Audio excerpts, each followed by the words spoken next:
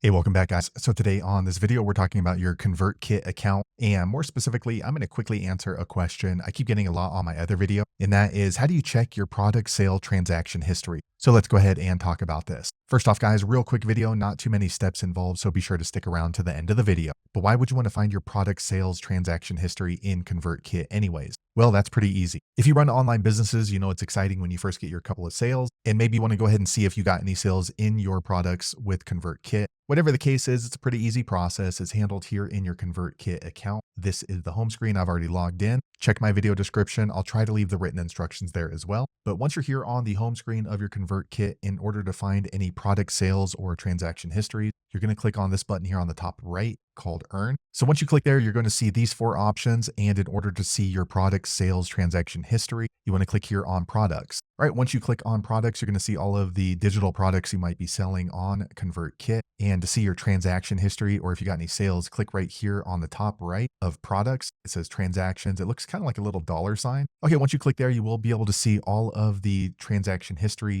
product sales that you got in ConvertKit. So you can kind of just scroll through them. You can even export the file and the transaction history by clicking on this button here. So there you have it, guys. If you're wondering how to find out what sales you've made through ConvertKit, that's the easiest way I know how to find your product sale transaction history. If you know an easier way, be sure to leave a comment below. Let the rest of us know how you did it. Hopefully you found that video useful. If so, click thumbs up or maybe consider subscribing to my channel, and I hope to see you on the next video. Thanks again for watching.